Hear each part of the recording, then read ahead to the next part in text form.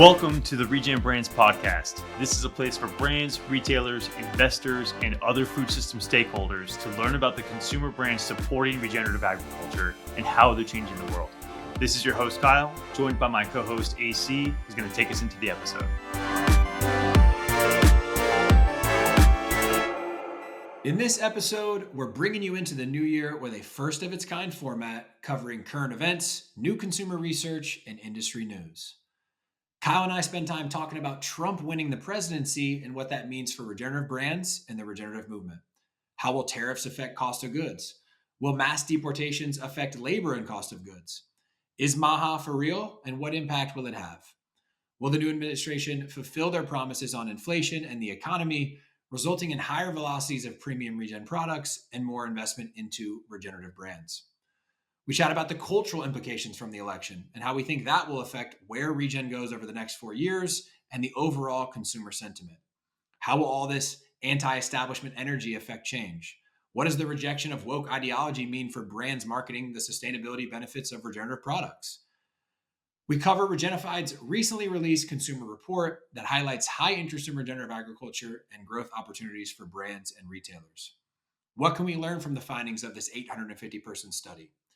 Regenified's key findings highlighted rising consumer awareness and interest in regenerative agriculture, the criticality of certifications, consumers prioritizing health and nutrient density, and consumer willingness to pay a premium for regenerative products. We unpack it all and share our perspectives. We share some big news from brands like Painterland Sisters, Long Table, Recoup, Little Sesame, and Diestel Family Ranch, covering new products and retailer partnerships, big industry pitch slam wins, and new nutrient density analysis. Lastly, Kyle and I share some of the regenerative products we're gifting to friends and family this holiday season. We're pumped to bring you this new format and excited to do more episodes like it in 2025. So let us know what you think and want to hear us chat about next. Let's dive in. What's up, everybody? Welcome back to another episode of the ReGen Brands podcast. What's up, brother? Just me and you today. How you doing? Just me and you today, man. Take two, Yeah. This should be interesting. It should be fun. We've never done a pod like this before, and I think it's super contemporary. I think it's a great way to kick off 2025. So this should be really interesting. So lead us to water, man. What are we talking about today? Yeah, so I guess just a broad overview for the audience before we dive completely in is just we're going to talk about more like current events, recent news, things that are going on that we have perspectives on. So one is the administration change with the Trump White House coming in. There's some other kind of new consumer awareness and demand data, specifically as it relates to regen and then kind of the overall market as well.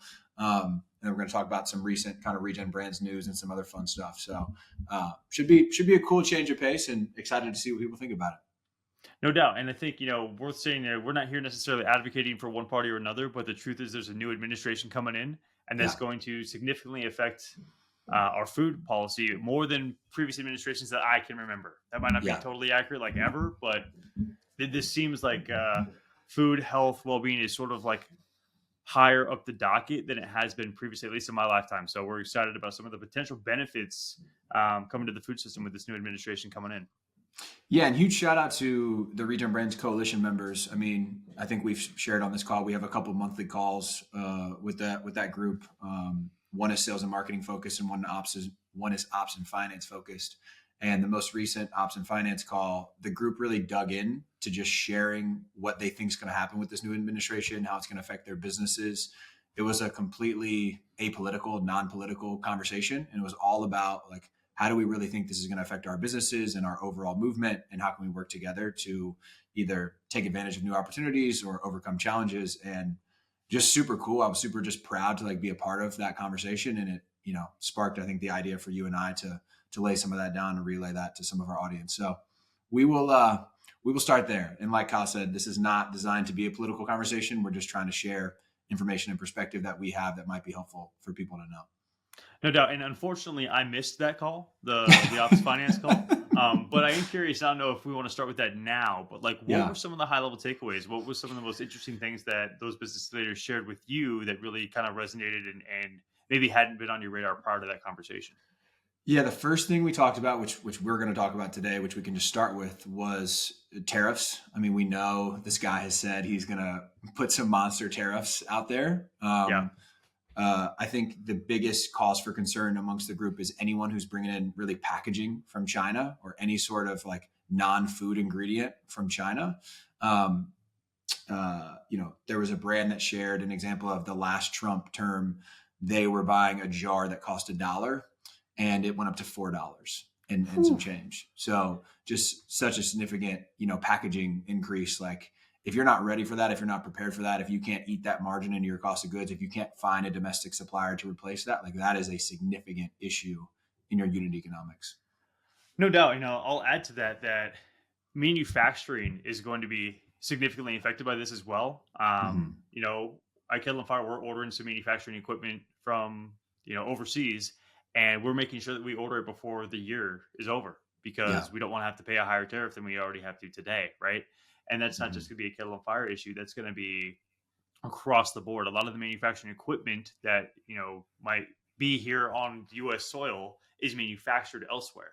Mm-hmm. So those additional costs could creep in from other places as well, and if it affect margin or could lead to some additional price increases. So it's just it's going to be interesting to see how that all plays out. Yeah. And I think there's like two parallel paths to follow here. One's like a food ingredient, like how does it affect food ingredients? And the other is like, how does it affect everything else? And I think it's going to have more of an effect on the everything else, which is manufacturing equipment, packaging, hard stuff that's coming from these countries where Trump wants to be a worse trade partner with. But on the other side, with the food ingredient side, I'm really interested to see how it affects like a lot of our brands that are sourcing from the global south, or from Canada or from Mexico with NAFTA and kind of his criticism of NAFTA. And he's already threatened, I think, Canada with some big tariffs. So, like all the rock oats come from Canada. Will that Mm-hmm. affect this? Like, I don't know. So, um, the group, I think the group was most concerned about packaging though. And really the two big takeaways or kind of action items were work together to find domestic suppliers now and try and get in the queue. Because if you're the 20th brand that reaches out once the tariffs have been in place for 2 months, you're kind of SOL and you're going to get, probably screwed on price, but also maybe never even get a chance to do business with them, or get orders on the water, and really stockpile kind of inventory on some key items. Right. Which significant cash flow hit, which as we've already talked Yeah. about, makes being a regen brand or any brand even harder these days. One of the other things, and this isn't necessarily specific to regen, but it's worth mentioning. I attended a webinar that Spins, Naturally Chicago, and KeHE put on Mm. earlier this week, and they were talking about the appetite for global flavors over the Mm. last maybe 3 to 5 years is just skyrocketing. Mhm. And ironically, with global flavors, a lot of these ingredients, to your point, is here coming from overseas. Mhm. And there have been specific like initiatives to make certain categories and or aisles more global. And I'm wondering if this is going to increase all the pricing on all of those items as well. It's just going to be a really interesting time. I'm sure there's already people like setting up some protocols for like how they're going to measure the impact of these tariffs. And it's going to be interesting to see what that data yields. Yeah, and it's interesting to think about. A big reason he got elected was inflation, and people think he's Yeah. going to bring down inflation and lower grocery prices. So you would hope they're going to put a tariff program together that affects food less than maybe energy or some of these other kind of hard good manufactured stuff overseas. So I don't know if that's just me being an optimist, but I think there's a good reason to like hope that will be the case. And ultimately, if the administration's using a common sense approach, like there's just a shit ton of stuff we can't grow here. So why are we going to make that more expensive for the American consumer? Like we're never going to grow coffee here. We're never going to grow cacao here. So is putting tariffs on those regions and those products like really effective? Like I would say no. This is, me and you don't have a level of expertise maybe to even weigh in on the topic, but my simple common sense assessment would tell me that would be a mistake, especially given that being a big driver of his election. Totally agree, man. And hopefully we do figure out how to do that. The tariffs do seem counterintuitive, right? But maybe there's some other levers we don't know about. I just did a quick like chat GPT to see like how much of the food consumed in the United States is actually grown in the United States just for fun. Yeah. Um, And again, this is like a chat GPT, like who knows if it's real or not, but it's probably directionally somewhat accurate. US imports about one third of its vegetable supply and two thirds of its fruit supply pops up Mhm. immediately. And that's just kind of like, okay, yeah, this is going to have some consequence. Um, we'll see how it all plays out. Yeah, and being a guy that used to buy a lot of those fruits and vegetables and sell them, I don't remember ever having to have a real leadership conversation about tariffs or things like this. And I Hmm. was in that role during the first Trump term. So that's another reason why I'm hopeful it's not going to affect food as much, but we truly don't know. And the other thing to think about here is like, he could just be using it as a negotiating tactic and it might never see the light of day, or it might be him saying we're going to put 100% tariff on something and it ends up being 10% because he gets what he wants or they get what they want in some other perspective. So yeah, tariffs will be interesting to watch. And I think we'll have some clarity there very soon after this episode drops, because inauguration day is going to be 2 or 3 weeks after this one comes out. So we'll see. Yeah, no doubt. So we just spent a pretty significant amount of time on tariffs. Let's pivot to point two, which is deportations and how that could affect labor and COGS. Specifically in the ag sector, like there is so much immigrant labor, both legal and illegal. Let's acknowledge, what is really happening in our Mhm. country. And yeah, I think this is gonna be another thing that could potentially increase pricing. So, what were some of the takeaways in the conversations you all had in that ops finance call?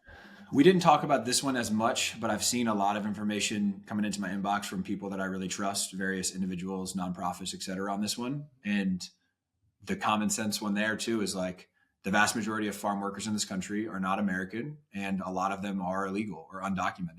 And so, if you're going to deport those people, you're going to have a labor shortage. So it's going to have the short-term cost increase of just there's people not there to do the job, and then potentially you're going to have to pay someone else more, which I think advocates for it would say that's great because we're going to have Americans doing those jobs and they're going to make livable wages, or even the immigrants or illegal immigrants might get paid more because we're kind of cracking down on it, which I see that side of it, but I don't see any solution. I'm not saying I'm for or against it or I have some super crystal ball into the long-term ROI, but if we're going to deport labor and or increase the cost of labor, that's going to have some sort of short-term increase on costs. Like I think that's just pretty basic economics.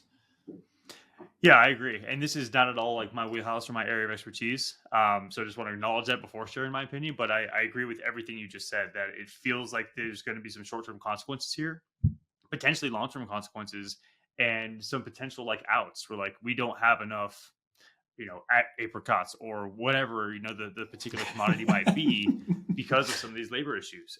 Yeah.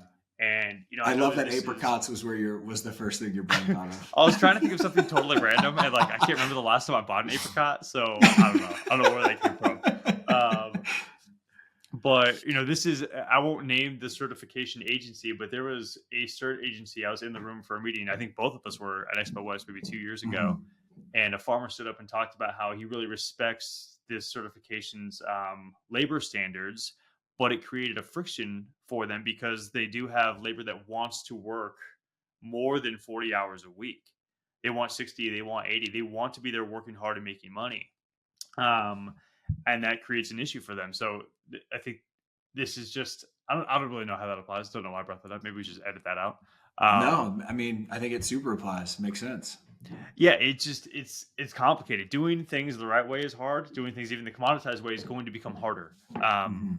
So it's another one of those things like wait and see. But to your point, I think there's going to be some price increases and or shortages in the near term if these deportations actually come to fruition. Yeah.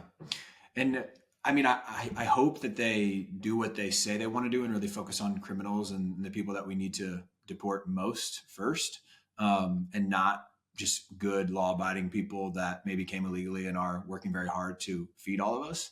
It's a complex issue.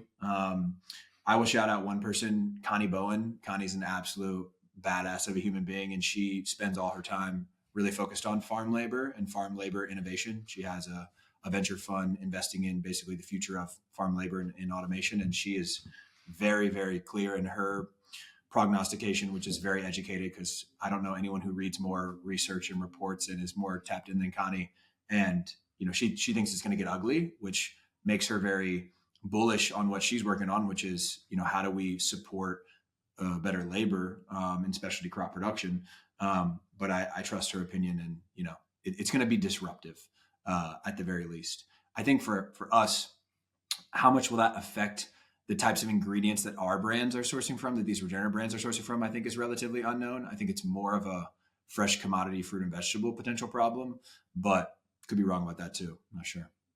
Yeah, I wish I could say I think one way or the other, but again, like I've got such a limited amount of knowledge in that capacity. Like I'm not even trying to venture an opinion. Yeah. I am not familiar with Connie's work though, and it feels like maybe I should be. So I appreciate that call. I'll have to check that out. Yeah. Connie's awesome. Right. Oh, well, let's jump to MAHA, right? Yeah. So the big one. yeah.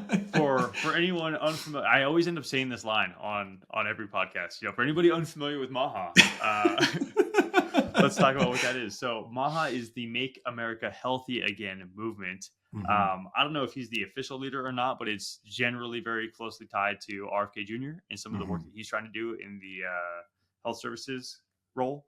But give us your interpretation of MAHA and what you think that might mean for Regen Ag in particular and or the general food system. Yeah, I'll do like really brief history context for people, and then just like my very 30,000 foot view observations at the moment. Basically, RFK Jr. ran as an independent. He had a nice groundswell of grassroots support, but not enough to really challenge either of the two main party candidates. So he dropped out of the race, and he has said on interviews that basically the Democrats did not really engage with him or have any interest in kind of working with him in any capacity, but the Trump group did. And so he really joined and endorsed Trump, and Trump has really got behind this MAHA thing, at least in theory, at rallies and talking about it. And I'm going to let him run wild on food and run wild on health. And we gotta fix this. Whether that's just talk or not remains to be seen. I think there's a couple things that I'm watching or thinking about. One is anyone that follows how food policy, how policy affects food, has basically said MAHA is in direct contradiction with what Trump did in his first term, which was bolster the conventional system, support kind of conventional agriculture in a big way, create big trade, issues that harm farmers, but paid them out to kind of keep them happy. And MAHA is the opposite, right? It's like less conventional ag, more regenerative, more organic, et cetera. So it's just very clear that him shifting to MAHA contradicts his track record, right? And we still don't know if RFK Jr. is going to get approved in his cabinet role as the head of Health and Human Services, I believe. And I think some folks in the regenerative movement were more hopeful about who would be appointed the secretary of the USDA. And I don't know much about Brooke Hollins, but she's not like a super regen MAHA person from what I gather. She's more of a career politician and more tied in with big ag kind of interests. But we've had a couple inklings that tell us that this thing is real in terms of them thinking about it, at least. So I'm excited to see what goes on with those. Yeah, I don't know. We don't want to divulge too much more than that, but it's interesting to see like who they're kind of trying to bring into the circle to have the conversations in a positive way. In a positive way, I would say. I tried to look up before we started recording this podcast, like what specifically is MAHA trying to achieve? And based on anything I could find, and this was in 10 minutes of research and using ChatGPT. So not necessarily like the most diligent work. So hey, it's something, brother. It's something. It's better than nothing for sure. But primarily it said, there's like 4 different buckets. I'm going to focus on 2. And it's really like removing food additives from our food system. In particular, it talked about artificial dyes. And I think I saw something else somewhere about high fructose corn syrup. And then part 2 is on the pesticide front. There's some specific call outs for glyphosate.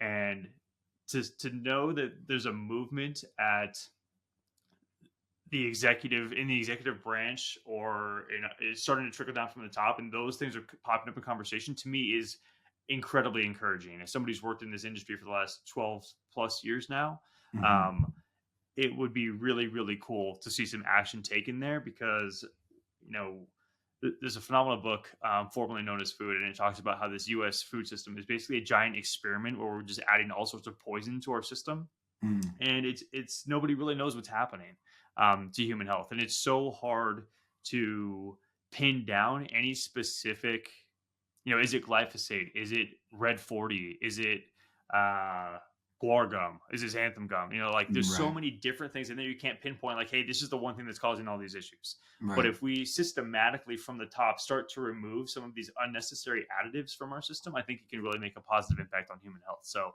that's really exciting. Yeah, I mean, regenerative aside, like how we grow the food aside, if the administration is just successful in getting the formulation requirements up to the same like European or Canadian standards, like that would even be a huge win. Like you said, to get Huge. some of these things out of just the products themselves, like forget even how it's grown. But I will divulge a little bit more and just say Kyle and I have been contacted about a couple things that relate to the new administration. So they're doing some grassroots work trying to find people that are deeply invested in this stuff and trying to talk to them. I can't really say more than that, but that was a really positive indicator to me. So we'll see. I mean, like I who knows? Like what gives me the most hope is that when RFK was running by himself, when he was talking about regen, he was having like real regen people like Will Harris, Rick Clark, Reginaldo from Tree Range, like on webinars and on his podcast. Like he wasn't doing fake regen, greenwash bullshit. Like it was the real deal people. And to me, that's a really good sign that if him and Nicole Shanahan like really knew the real people here, we might be able to do something that's a little bit better than incremental change. But who knows? Totally agree. And I think you said something along the lines of like, if this were successful in doing XYZ, and I agree with everything you said, and just want to like acknowledge the fact that I think there's already a level of success. Just the fact that this is becoming a national conversation, The like, that awareness. is so hugely important. So even if this administration doesn't achieve some of these goals, the fact that it's become this popular, in my mind, and I could be wrong, this is stuff you can't unlearn. This is not like a habit you pick up and drop, or like, a sport or an exercise that you try and you don't like. Once you understand how the food system changes your human health and or potential planetary health, like, I don't think that's unlearnable. And I think those people kind of become entrenched in those beliefs in a good way. So I'm hopeful that, we continue to trend in that direction, and that these issues become more mainstream and people start to really care about what they're putting into their bodies in mass. Yeah. Amen. And I think we can leave it at that. I mean, like it's a big unknown, but I think we've covered kind of the key topics.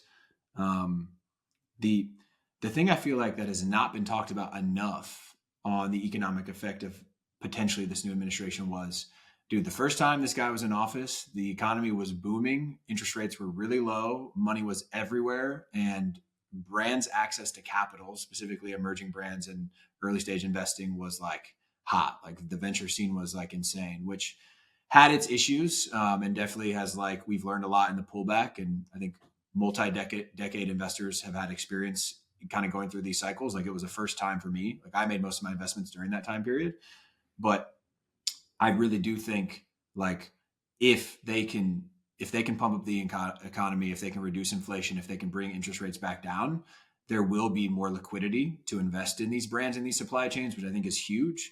And if you're left leaning or you don't love the fact that they're in the White House, you might not love to hear that. But like all we can go off of is the last time they were in there, and that is what happened.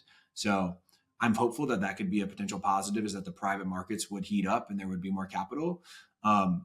With that being said, we have to also acknowledge, the Biden-Harris group did a lot in terms of subsidizing good actors. Like I forget what climate smart commodities ended up being, but I want to say it was multi-billion dollars, like $3 billion. And that was the first time we really had any sort of like true subsidization of climate smart commodities. Like that was a huge win for a lot of the sustainable food regenerative movement. And they did some other things as well in terms of the Inflation Reduction Act and boosting a lot of the conservation programs. So I'm hopeful that some of those wins will stay, and that those wins we got from a monetary spend will prove themselves as, effective out in the marketplace, which is still TBD. But my very limited viewpoint on this is kind of like it swings public versus private. So with the Democrats, we had like a lot of public money, but the private money dried up. And now maybe with the Republicans, we're going to have a lot more private money, but the public money is going to be a little bit drier. I don't know. That's my napkin math take on it. So what do you think about all that? I think you're right. And I think you kind of painted two different pictures. And I think, use the public-private dichotomy, which I think is totally accurate. And obviously in my head, I was thinking kind of like bottom up versus top down. Whereas, when it's the Biden-Harris administration, feels more bottom up, like let's support the work and the transition. Whereas Trump administration, maybe more top down, like, hey, more free flowing capital that's going to go in a variety of different sectors, including Yeah. regenerative startup, right?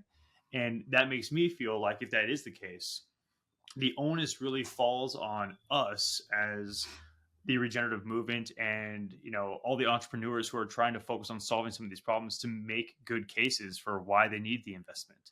Mhm. And that paired with what's happening in MAHA feels like a potentially ripe environment where maybe some of that free flowing money can be more strategically allocated to those stories and those brands and those founders and those missions. So that's really interesting. The other piece that's like, so again, it feels counterintuitive about this. Like, there are so many brands who focus on climate in the regenerative space, right? Which Mhm. feels antithetical to this administration coming in. Yeah. Um, I don't really have too much opinion on that. It's just an interesting observation, and I'm curious to see how that manifests itself in the next 4 years. Mhm. Um, and it's almost like, do we need to change that narrative to better raise the capital and focus more on the human health rather than the environmental benefit, Mhm. um, to capture more of that free flowing dollars? So that's my Mhm. take. I completely agree that we need to do that. And I also think we need to learn how to talk about the climate piece without making it divisive or political. Because on the right, there's people that are deeply committed to conservation and caring for the environment. They use different language and terminology, and they might have different opinions on how we should do it. But it's funny to kind of view as like a moderate person and say, like, just like we do with all the people that disagree at ReGen. It's like, you guys are all actually saying the same shit and you want the same Right. stuff, but you just can't agree on like the particulars, which is so sad. So I don't know. Once again, maybe just hopeful optimism, and I'm overly so, but like there's something there. There's a through line there that I actually think MAHA has really successfully tapped into, and I'm hopeful the good that's happening there and can grow, and maybe the potential issues can be minimized. But you just offered up like a really good segue. And I think it's like, we've talked about what we think this is going to do from an economic perspective, but I think it's really important for us to look at what happened in this election and try and understand consumer sentiment and say, how is that going to affect like the demand and the effectiveness of our brands and their products like out in the marketplace. And what is the consumer mindset right now, and how are they thinking about things as this administration comes into the picture. And so we're both looking at this outline. Like I put some notes down that we can just riff off of. But the first one was the rejection of this whole like woke ideology, right? Which I think was deeply tied to climate. And I think it's a really interesting parallel with marketing regen and the fact that like people don't want to be lectured at. I heard this really good quote on a podcast where someone said, people don't want to be informed, they want to feel informed. And Yeah. making someone feel informed versus informing them is like a much different tactic. It's the same result. So that was the first thing that I just thought of, like, man, we need to be thinking about that in terms of how we're interacting with consumers. Yeah, I think you're right. And I just want to pivot back for like 30 seconds on the previous topic, which does tie into Yeah. this, but Yeah. it's the divisiveness in this antithetical, like climate change, not climate change, whatever. I Mhm. don't think that there's a lot of people out there who are stoked that there's more environmental disasters every year, right? Yeah. And Right. I don't think people are loving more wildfire and more drought and all of these things. And in my mind, it doesn't really matter anymore whether or not you think climate change is human caused or not. The Mhm. fact is, we are all experiencing this Mhm. new climate change environment, and it's Mhm. not good for anybody. Mhm. I'm sure it is for somebody, but it's a very small, whoever, like, It's if good you're for Bill into, Gates, who wants to learn how to control the weather. But other than right. that, Yeah. probably not There's great. somebody out there, the people who want to put silicone in the air to block the sun's rays, like it's great for them. Good on you. Which I don't think that's a good idea, just on the record. But anyway, um, I think that, to your point, like, the left in particular, I think their messaging on this is so woke and so pushed towards like, hey, every time they mention it, it's human caused climate change. And it's like, dude, Mhm. get over it. That Mhm. part doesn't matter anymore. Mhm. Let's remove the divisiveness from the conversation and focus on the fact that we're all experiencing this like radically different environment that is negative Mhm. for everyone, Mhm. and work together to find the solutions to try to solve some of these problems. And we've talked about this on previous podcasts where it's like, I really think regenerative ag can be that purple bridge that brings both sides together, because you're focusing on smallholder farmers, rural America, but has these benefits that cascade into metropolitan areas as well.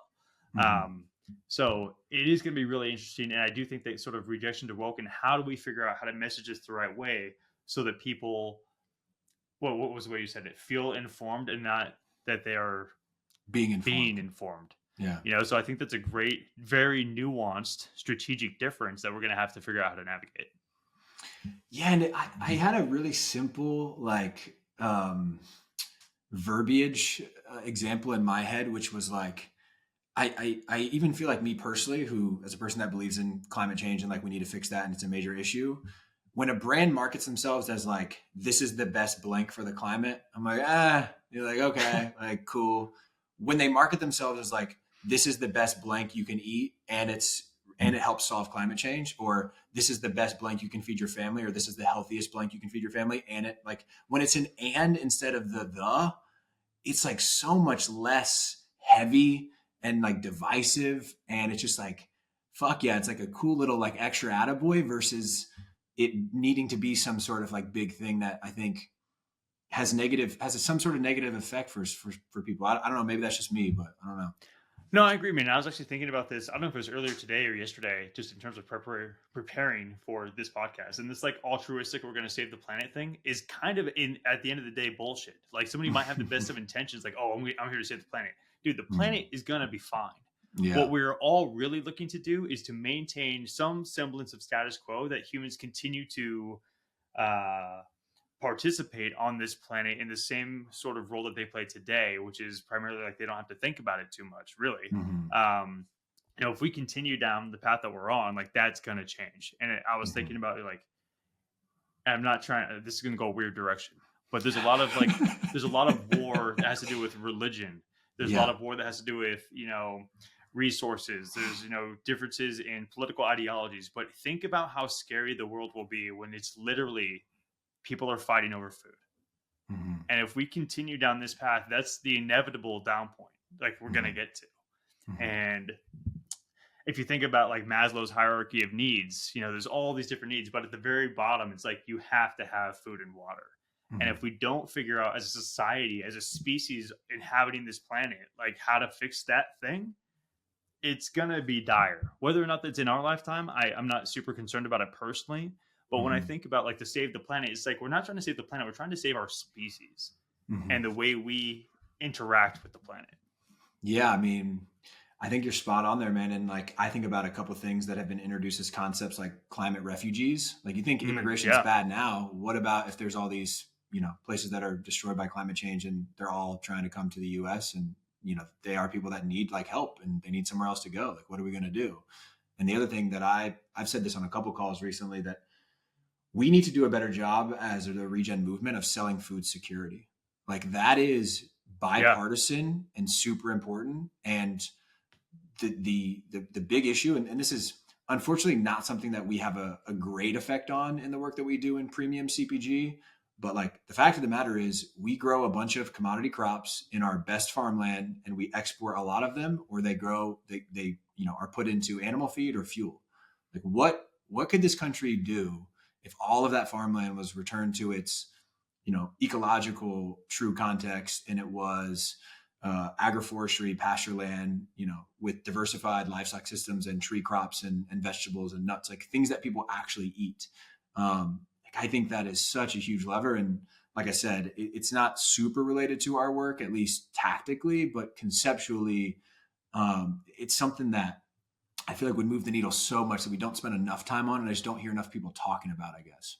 Dude, I could not agree more. And I love the way you phrase like, what could this country do? And it makes me pivot back to, and I love how these things are so intrinsically twined together, right? It's like from a human health perspective, what could we do as a country if we had not an obese, sick population, right? I think Mark Hyman does a really good job of talking about that in Food Fix. He actually quantifies like the amount of like manpower labor that we lose to sickness every year from preventable disease, that it's diet related. And it is staggering. I wish I could remember the stats off the top of my head. I don't, but it's absolutely insane. So to your point, like if we were to actually maximize this space and prioritize healthy soil, healthy people, healthy soil, whatever, I get like giddy thinking about the Mm, potential this country could have. You know what I yeah. mean? Mhm. Um, and there was somewhere else I was going to go, and I totally lost it. And there's like What four could this different paths in country my head do? right now. There was what could this country do? Was it like back to Um, the GDP and like the like if we aren't sick, we can boost the economy and like people will be healthier, happier, no, it better was a economic different success? direction. I lost it. It might come back later in the pod. It was a good one too. I'm bummed, Yeah. but Well, we'll hey, when it we'll comes see. back, let it rip, brother. We're here. We're here for it. We got plenty of time. Yeah. Well, Um, I mean, one other pivot, and we may have talked about this already. I yeah. recently read Undaunted Courage, a book where it's Hmm. like the first time Lewis and Clark explore and really document and perform all sorts of like incredible science on the western part of the country. And when they talk about the richness of the soil, so to your point, like if we could restore Mm, that, it would mm, just be extraordinary. And this is where I was going to go. To your point, if we're growing food that people actually eat and we're prioritizing soil health, I mention this stat all the time, probably every other episode, but every 1% increase in soil organic matter equals 20,000 gallons of water per acre additional yes. holding capacity. Hmm. There's, I think, 896 million acres of arable land in the United States. And if we could increase all of that 1 or 2%, think about that's going to change the entire small water cycle, reduce Hmm. drought, reduce the irrigation needs for farmland, reduce the amount of topsoil that's running off into the ocean, creating carbon dead zones. Like the cascading benefits of doing this is just mind boggling. Hmm. Um, and just trying to figure out like how we set the policies or get people to buy the right stuff to make all this happen. You look like you're gonna laugh at me.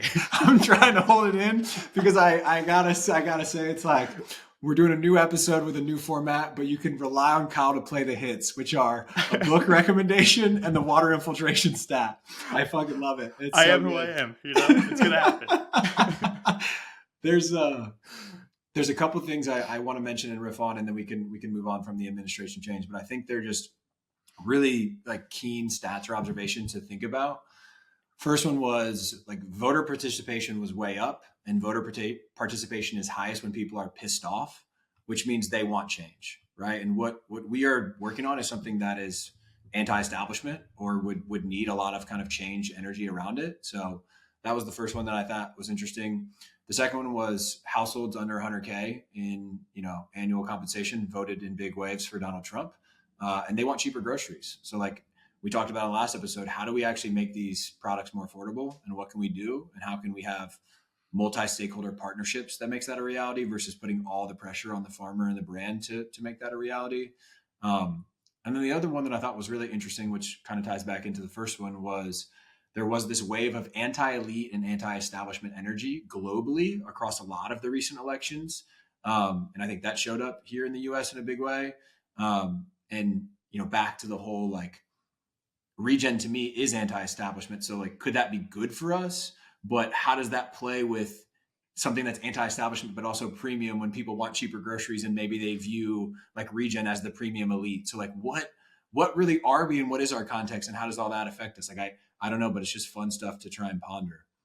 Yeah, I'll start with the last one first because I think it's a really good call out. It does feel again sort of like it's a weird dichotomy. And Yeah. what's so interesting is it's premium pricing, but the benefit goes to the smallholder farmer rather than the big Mm, commodity farmer, right? So mm. this is where I think storytelling Hell is yeah. so critical. So if the brands can nail the storytelling and show that these regenerative brands and regenerative products are benefiting the smallholder farmers who are doing it the right way, I think that's a winning combination. I don't think it's what you lead with, like we've talked about. I just think the human health factor is still the leading attribute, Yeah. but it's an important story that can hopefully mitigate some of that elitism, anti-elite sentiment that is, that makes sense. Hmm. Yeah. No, amen. And that has actually played out more, I feel like, in the regenerative movement in media and storytelling about supporting the type of agriculture versus like on the CPG product marketing side Totally. with like the way that Kiss the Ground and Common Ground have spotlighted these farmers that have been kind of taken advantage of, or like Gabe Brown's recent health troubles that probably are linked to agrochemicals. And, the fact that we have a big agriculture, a big financial system that really just puts these men and women into like servitude in a very unfortunate capacity, which also ties back into can we get these farmers in the Midwest to do something different, to grow actual food? Like, so yeah, man, just A lot of interesting stuff. It's going to be interesting to see how it plays out. It is, yeah, and I think it's important to talk about, like, one of the questions you asked is how do we make Regen more affordable? So let's try to rip Mhm. on that for a minute. I had an idea recently, and I have no idea if this even makes sense, but I'm not a policy writer, believe it or not. I love But how this whole episode is us just throwing shit at the wall, but with heavy disclaimers, as it should be. I love that. yeah, you got to call that out. But we've talked about before this, like, tax, quote, this tax that regenerative Mm, brands have to pay to prove that they're better than these different commodity systems, right? yeah. And in my mind, if we can try to reduce that tax from a policy perspective, so if you have, in Regen brands, I think we have 6 different certifications and or verifications that we honor. Is that right? 7 certs and then the Whole Foods pathway. So 8 total Okay. pathways, 7 certs. So if we took, just to start with a model, if we took that model and we said, Mhm. hey, if you have one of these certs, you can either, like, write off the cost of that cert, or the government will just subsidize that cost for you. Mhm. And in my mind, that really helps to reduce that burden and can make it more accessible for some of these brands to get that certification. Mhm. And that alone might, I don't want to say it's going to be like the big needle mover that's going to change the entire planet, but it's an It matters. incentive pushing people to go the right direction. Yeah. Yeah. I mean, there's art, like I've seen various different announcements from the USDA in the past, and there's been legislation where people are doing that for the organic certification, which once again, is it the biggest needle moving thing for the brand economically? No, but like it's a win. Like let's get some wins on the board here. Um, I think as we've tried to think about legislation and like what could this administration do, the challenge, at least in my opinion, has been, um, you know, this regenerative thing's not defined like USDA organic. So we could learn from all the things that they've done to support USDA organic, and there were some cool wins in the Biden Harris administration there. But it's like you just said, we got 7 certs. Like what is the actual kind of standard we're gonna levy this against? And interesting tie into California because they're trying to figure that out and they're trying to define regenerative for their state policies and programs. And people keep asking me how that's going to affect our work. And I'm like, I don't really think it's going to affect our work because they're not trying to define it from a consumer claims perspective. They're trying to define it for how the farmers can access, grants and subsidies and government programming around regenerative. But I think it's going to be deeply tied into whatever the USDA ends up doing, probably. Yeah, I think you're right. Yeah, the California conversation in particular is really interesting, and I think I just read that they put that on pause for a minute. Like they've been discussing it for, I mean, I think more than a year, and they still can't figure it out. They like released their first definition, I guess, and the board sent it back, and it was all like in a public hearing. I didn't watch it. I saw an article. We've shared an article about it. So there's still not a big resolution there. And like I said, I think our industry will talk a lot about it and act like it really affects us, but you know, the thing that would really affect our constituents on the brand side is like if Whole Foods changes their definition of regenerative, like that moves the needle way more than whatever California is going to decide to get farmers access to capital to fund transition or practices. Yeah. Yeah, it's a good point. And then, part of me wonders, like, if California does come up with a definition, will Whole Foods change their tune, to your point? Yeah. And there could be some that, like, cascading, I don't want to say benefits, changes that happen from that decision. And I can't remember what some of the other definitions were, but California has a track record of setting some sort of a policy that ends up becoming the national policy. Yeah. So it might seem small that California is going to make this decision, but it will have potential national consequences and potential global consequences. Yeah. 100%. Yeah. Well, bro, that was a really fun conversation. I think we can segue even deeply more into like regen consumer awareness and demand. We've talked about it at a high level from just overall like consumer sentiment, but Regenified did recently release a report where they did some consumer research, and I thought the data was pretty interesting. So we want to, obviously we'll link it in the show notes, but we want to riff on some of the key findings. But before we do, I'll just read a description from the press release so the audience knows what we're talking about here. The in-depth study commissioned by Regenified, a leader in regenerative agriculture verification, involved 850 U.S. consumers segmented into general consumers and value-based shoppers. The data revealed a key finding during analysis: the emergence of a subset of consumers spanning both groups dubbed the emerging regenerative market, who demonstrate significant interest in regenerative values and a desire to purchase regenerative products. The findings present a major opportunity for brands and retailers to meet this growing demand. So I think first disclaimer off the bat is like, love Regenified, love what they do. Like us, there's great self-interest in the findings being good. So, we hope that they are actually that, and that is how the world is shaping. But like, we should just acknowledge that it's very self-serving for us and them to say this is going in a positive direction. But let's run through some of the key findings and just riff on those. Before we hit on the key findings, I think for me, when I was reading these key findings, it was really important to try to like quantify like what this meant. So they surveyed 850 U.S. consumers and segmented them into two different groups. One was general consumers, of which they said that out of 850, 250 are, quote, general consumers. The other group they're calling values-based shoppers, which they're saying is 600 out of 850, which is 71%. So to your point, AC, like to me, that feels way too rosy. When you look at how U.S. shoppers actually purchase their food, like in the raw, like syndicated data platforms, I don't really feel like 71% of all shoppers are values-based. I agree. And I think it was right for them to start there because, like we've talked about many times, like we got to go win with this thing in the natural channel first, which is where those shoppers shop. So like agree. And I think it was the right approach. Great point. Yeah. I just want to quantify that. Like when I was reading some of these data points, it's like, there's no way this is true. But it helps me to with that additional information to kind of like create that context that we're actually talking about. Yeah. 100%. Okay, so key findings. One of the first ones is rising awareness and interest. So, according to this report, 68% of values-based shoppers are aware of regenerative agriculture, and 65% expressed a strong interest in purchasing regenerative products after learning more. Of that initial 65%, I think only 37% of that values-based segment actually claims to understand what regenerative agriculture means. So, that's all super interesting. Anything you really want to talk about there? What came through the report was that last thing that you talked about was they put down before being shown visual aids, just 37% of values-based shoppers reported a strong understanding of it, as in regenerative agriculture. That's the key to me, which is how many times are we going to talk about it on this podcast? How many times are we going to be the only people shouting it from the rooftops? Like, high level consumer awareness does not exist yet. Like, it's very, very clear like that we skewed to values-based shoppers and still there was very little awareness. And I bet even most of them probably said they were aware of it just to not sound dumb, right? Or be like present better than they are. So that's my first thing. I think it's positive and we should celebrate it, full stop. And I think we should make sure we're really taking a sobering perspective as to how we evaluate this stuff.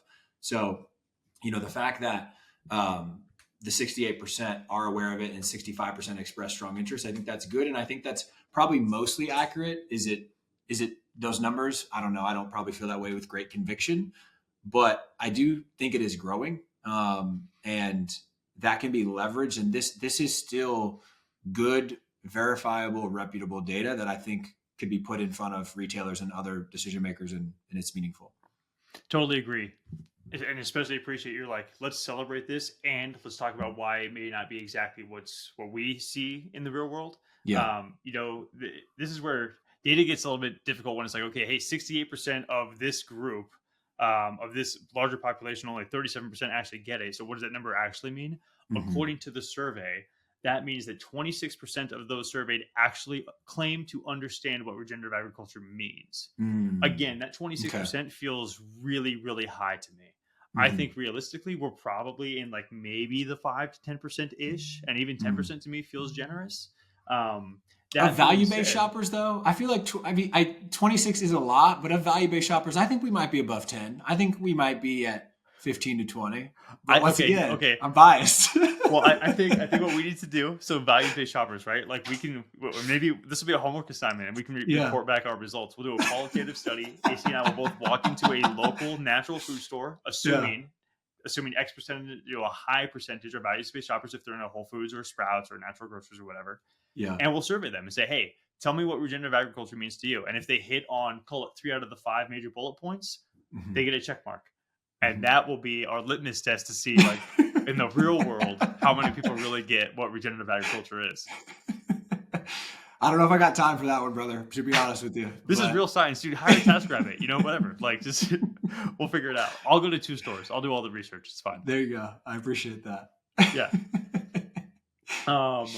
Well, I don't know if this stat is on when I was reading the report. There's something else that was really interesting to me, and it feels like during part of the Regenified survey or reporting, or I don't know exactly how these interviews were conducted, but they took the time to educate people, and when they did, the interest shot up Yeah. significantly. Yeah. Did you read that as well? Yeah, that's how I understood it. Which once again, I think it's a positive because we know like that's not being done to the level and in the right uniformity or collaborative capacity as it needs to be done. So like, duh. But it could have been the opposite way where they were educated and they didn't increase interest at all. So we have to acknowledge that like that's a win and should be celebrated and thought of. Um, I thought it was interesting also, like their takeaway that certification is critical. Once again, probably correct, but very self-serving. 72% of value-based shoppers and 92% of the emerging regenerative market place high importance on certification when choosing products, demanding clear labeling to ensure trust in the products they choose. All the historical data that we have, especially about value-based shoppers, is that that's true. They do place importance on certification. You talk to any retailer in natural foods, they'll tell you like the customers care about these certifications. So totally agree.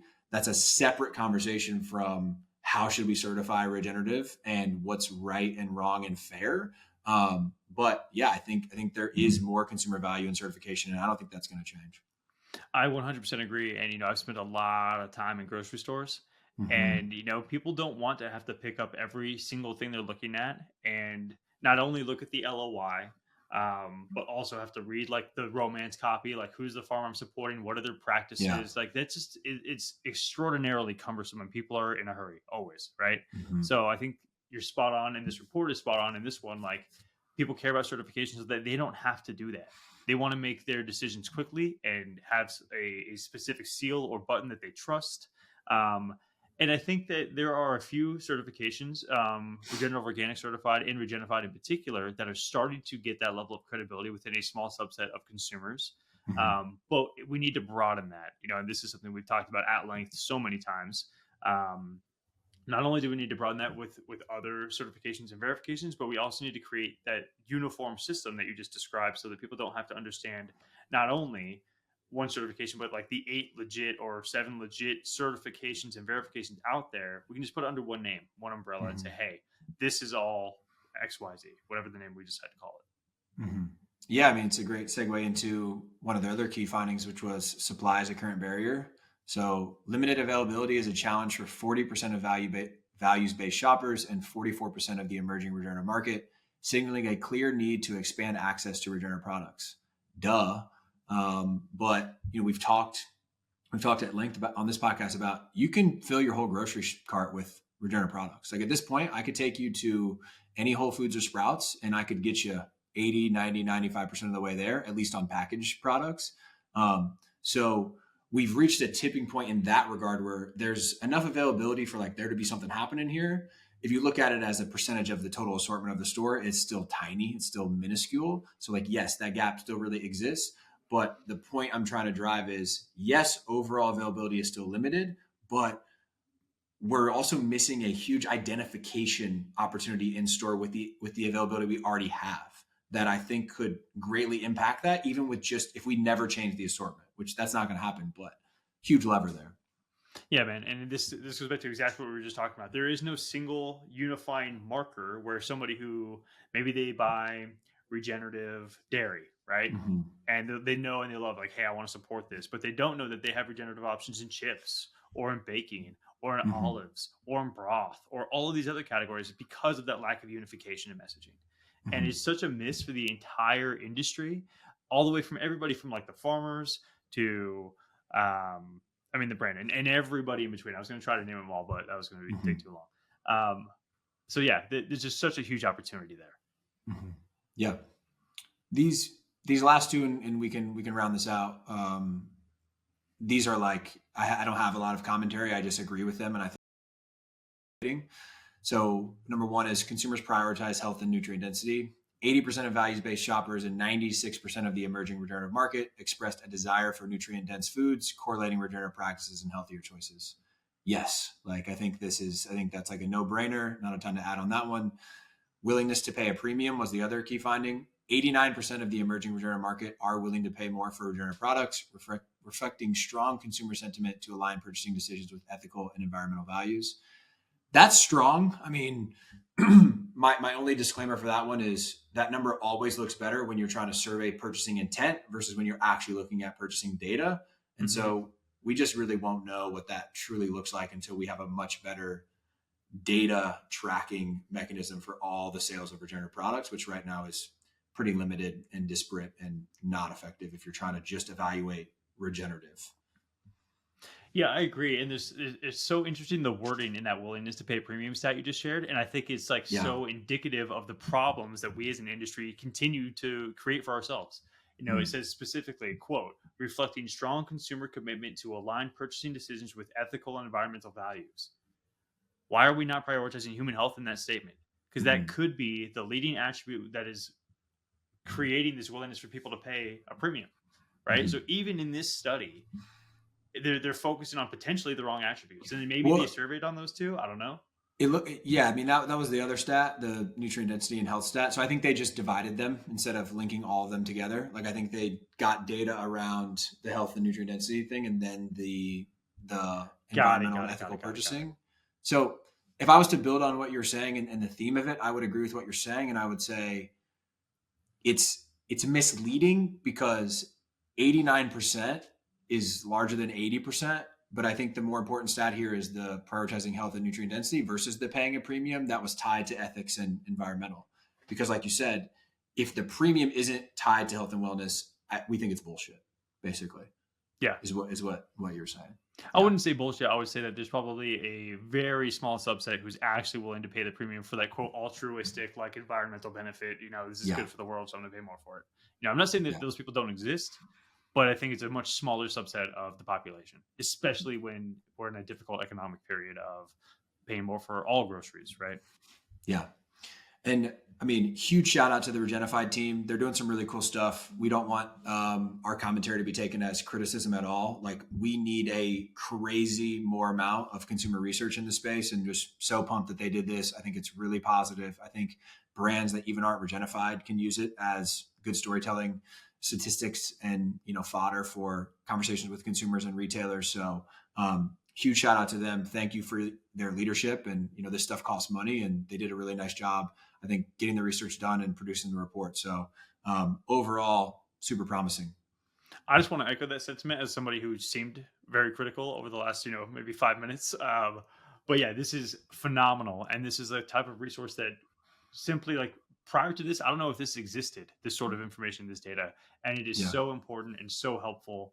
And we hope to see more, and it's easy for people like us, and me in particular, to sit here and tear something apart that somebody spent, a ton of energy, effort, resources to create. And I hope this doesn't come off that way. We're just here talking about, why this is great, what's challenging about it, why we feel this way about some of these stats. 100%, bro. You didn't come off as tearing it down to me at all. Like, we're just trying to give our objective and subjective opinions on the topic. And, it's really important that we try and have disclaimers and, be transparent with people. So yeah, I'm all for it. So we want to shift now to something I think we've wanted to do for a little while. And we're doing in our newsletter every week. So if you don't subscribe to the newsletter, check it out. We'll drop that in the show notes and the links as well. But just big news. Like, we have brands out here doing really cool stuff in the world, and we should be talking about it more, celebrating it, acknowledging it, and keeping the audience that listens to us on the pod, more informed in this capacity. So 5 kind of big recent stories that we just wanted to mention and kind of riff on. The first 3, I'll start with the first 2. So Recoup, they won the New Beverage Showdown at BevNet. So huge win for them. Yeah, like BevNet is the biggest trade industry mag for better for you premium beverages. And just to be clear, not like ReGen specific or necessarily sustainably focused, like all beverages. Yeah. So big win for them, big win for ReGen. Like, shout out to Siwa and Susan. Just really, really cool. Like, that's a big win for them and for ReGen. So just kudos to them. And then in a similar vein, Long Table was a part of the SKU, the fall cohort of the SKU Accelerator. And the SKU Accelerator, I guess, in my opinion, or industry's opinion, is the best accelerator in the industry. And like Kyle said, it's not sustainability or ReGen focused, it's just CPG focused. And Long Table took home the viewer's choice, like the audience choice, and the judge's choice in the pitch competition at the end of that program. So just two huge wins for regenerative brands, emerging regenerative brands, and pumped that they're both part of the Regen Brands Coalition and just excited for their future. Totally, and shout out to Samuel at Long Table. It's not surprising to me that he wins. He's a theater actor.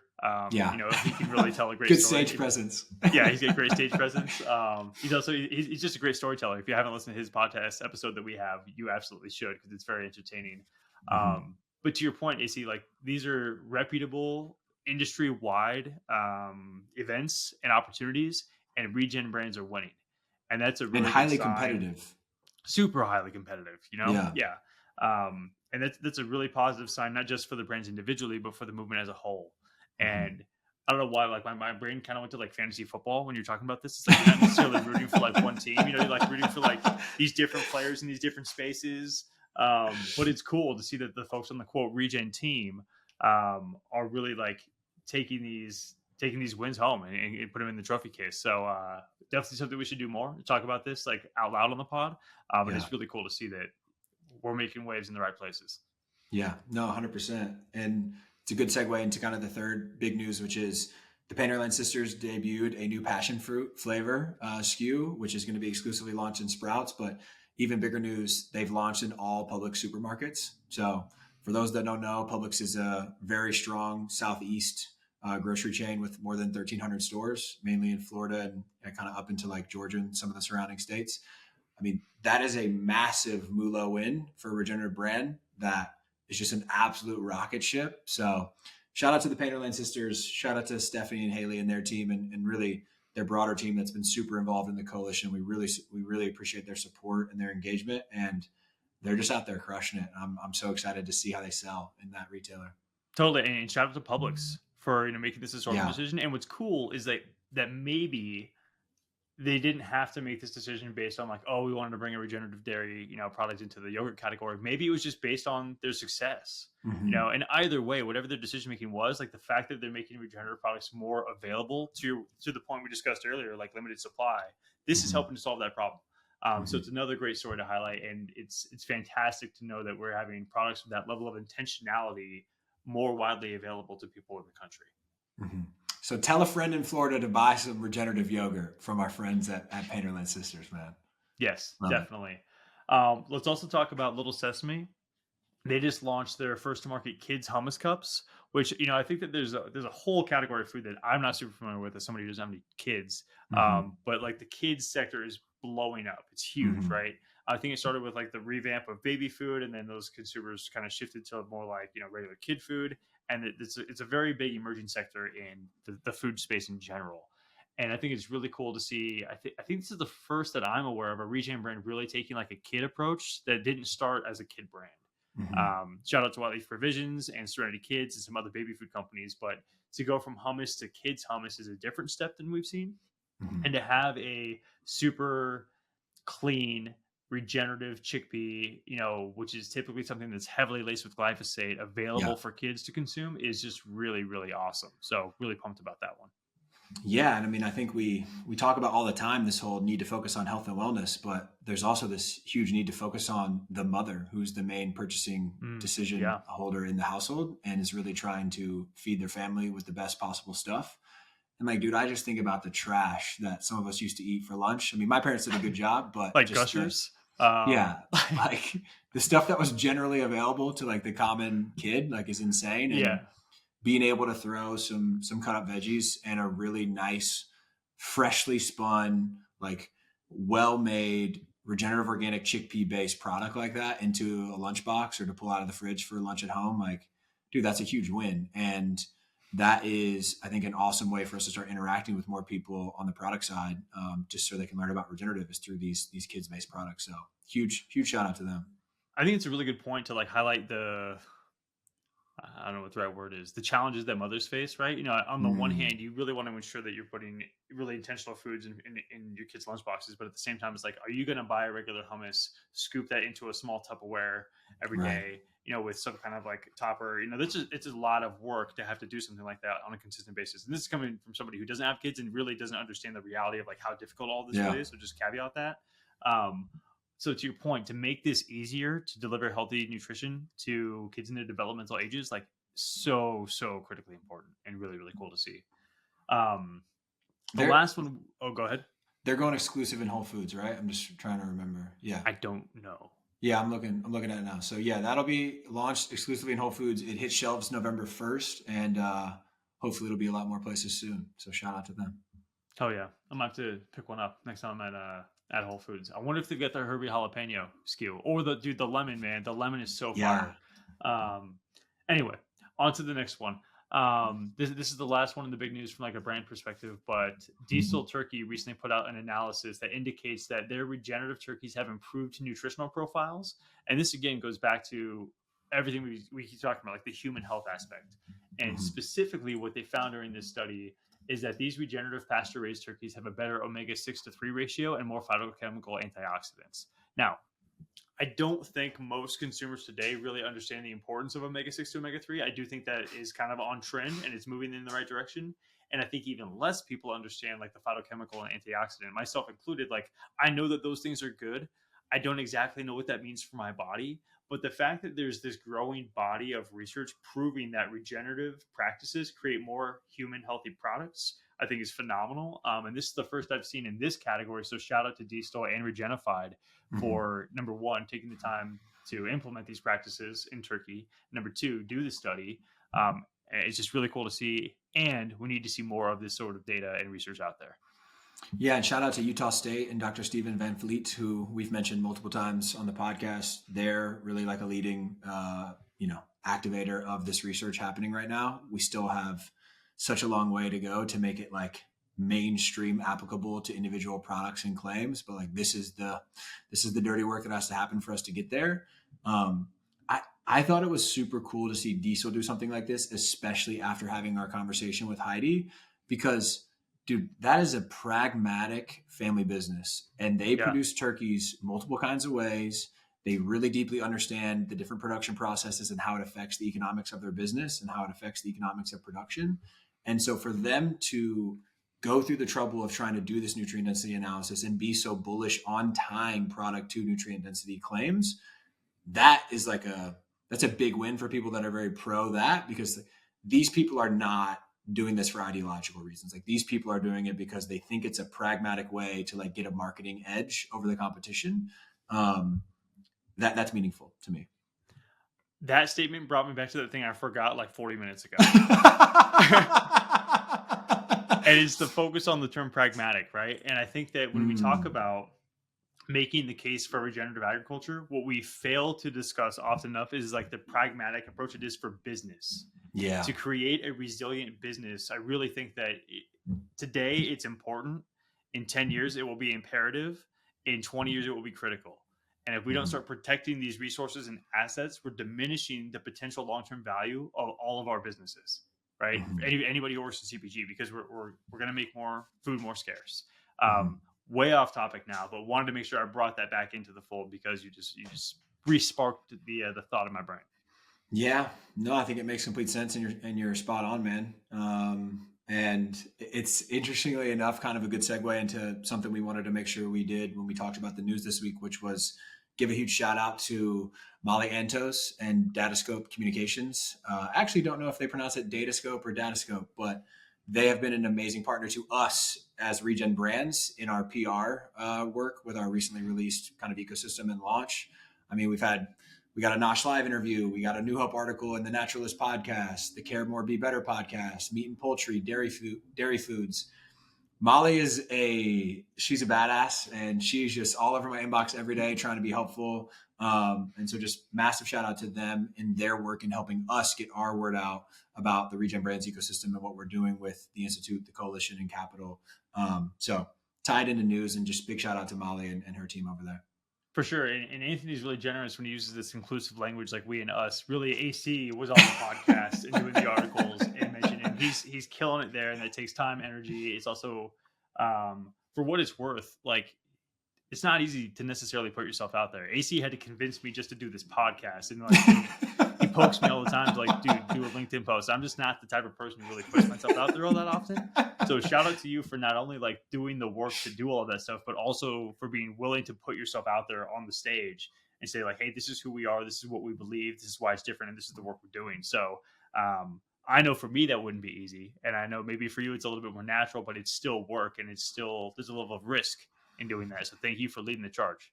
Yeah, no, I appreciate that. And I'll give credit to all the brands, that we've had on and that work with us in the coalition and just interact with us in a very transparent and authentic way, because those communications give me a level of confidence on our work and our goals and our kind of proprietary knowledge in the space to go out there and be a champion for them in their work. And so, yeah, that's where the credit's due. And I appreciate it, man. And it's fun. So love doing it.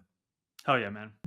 Okay, so let's segue into the last sort of like segment we want to have today, which should be a fun one. What are some of your favorite regenerative holiday gifts? I've been gifting out regenerative products for quite a while. I actually just had a conversation with Justin, the CEO of Kettle on Fire, and he's putting together regenerative CPG packs that he's shipping to some of like his favorite people, which is so cool. Hell yeah. So yeah, shout out to Justin for doing that. But AC, what are some of your top like gifts that you give? And just acknowledging this is late. You're going to get this after the holidays. We apologize. Yeah. Use it for 2025 or buy it for birthdays. So yeah. What are your faves? I wouldn't say these are my top holiday gifts like all time, but I'll talk about some of the things that I've gifted this year. And, since my girlfriend's parents don't listen to the podcast and it's going to be after the fact, I'm really just going to talk about what I got them, which was a little kind of trio of things. So, they just moved into a new place. So kind of housewarming / holiday gift. First one was the 2 avocado oils from Westbourne. So looking forward to gifting them those. Did you get the holder, the ceramic holder thing to set them in? No holder. They kind of downsized from a house to an apartment. And so limited counter space for the holder, unfortunately. Fair enough. I mean, I appreciate the thought that went into that, because you don't want to pressure them to have to put it out. If they get a smaller kitchen, that's very respectable. I did consider it though. I looked at it, so Camilla knows. I did consider it. So I got them some avocado oil from Westbourne. We have not had Brothers Bond on the podcast, but they have a bourbon whiskey where they've sourced some regenerative grain for it, and I believe they've also done some work with Kiss the Ground and some donations and stuff. So, Steve likes a nice bourbon, my girlfriend's dad. So I got them some bourbon, and shout out to Anytime. I got them the gin and the vodka last year. So Maddie, Taylor, don't be mad at me. And then the last thing, Steve makes a lot of sourdough bread. So I got him, nice. Which I believe is new to the Oatman Farms website. They're selling 2.5 pound and 5 pound like bulk flours now, instead of just the pancake and bread mixes. So I got him some of the Red Fife White Sonora blend, which is like the best flour for bread, according to the Oatman Farms website. And I also threw some pancake and waffle mix in there, just to add some fun. So those are my 3 that I got the girlfriend's parents this year. Nice. I think that's a killer lineup. I think that they should be stoked, and if they're not, they're bad parents. I only say that because they won't listen to this podcast. I would never say it to their faces. So, and I shouldn't say bad, I should say ungrateful for the intentionality that went into these gifts. So for me, every year my family does a white elephant exchange. Instead of everybody having to buy somebody a bunch of gifts, we do like, hey, your limit's, $50 or whatever. So last year I did gut nuts, Philosopher Foods gut nuts. And it was so cool because I think it was, I don't remember how many bags or jars it was at that time, but maybe it was like 4 or 5. And my grandmother who won, like, opened it up and we all tried them, and I got to talk about how they're so cool and there's so much more nutritionally dense. And my family's like, "You're such a nerd." I was like, "Just eat them, like they're freaking delicious." So that's so fun. The year prior, I actually did Philosopher Foods as well, which is the nut butters. Tim's got my guy on the payroll, man. Let's go. He does, dude. He knows the stuff's too good. Also, my wife, like, I don't want to say she gets mad, but she's like, "Yo, where are the gut nuts? Like, if you're not here," like, she's like, "Hey, get some more of those here." Love that. But what I actually do more during the holidays is, like, anytime there's a get together, I try to bring regenerative foods into the get together, and I just talk about it. So I'm a huge fan of bringing Big Picture Foods olives in.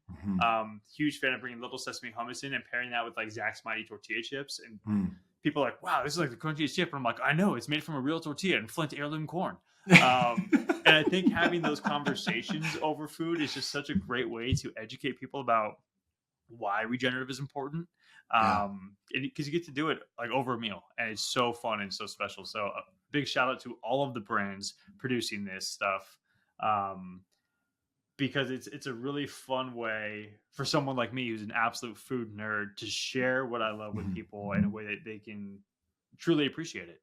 Another one I'll throw out there is Long Table. I've actually gifted Long Table to a buddy of mine who's like obsessed with pancakes. Yeah. And he like texted me back. He's like, dude, those pancakes, like the popcorn Yeah. ones, are insane. So thank you all for doing what you do. We appreciate it, and we try to share it as much as we can. Yeah. And it's awesome just to have, like, to remember that we're doing this work to consume actual food with other human beings. Like, so much of the work we do is digital, and to give these gifts or to bring things to a gathering and actually have them with other people and be able to talk about them. Like, I don't think there's probably much that's going to make you or I happier than that. So, just to wrap it up, like, huge shout out to everybody that listens and supports.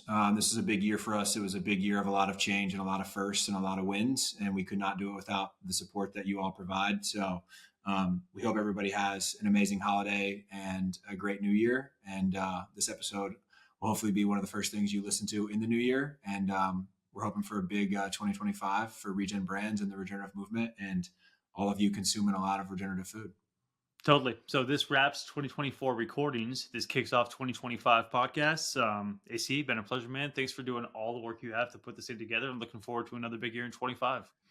Right back at you, brother. Thank you, man.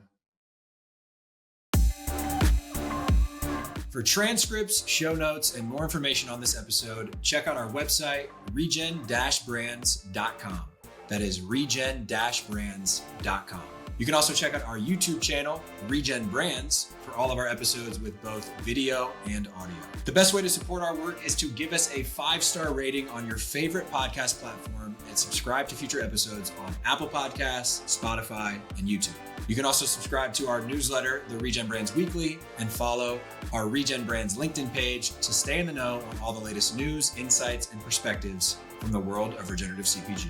Thanks so much for tuning into the Regen Brands podcast. We hope you learned something new in this episode, and it empowers you to use your voice, your time, your talent, and your dollars to help us build a better and more regenerative food system.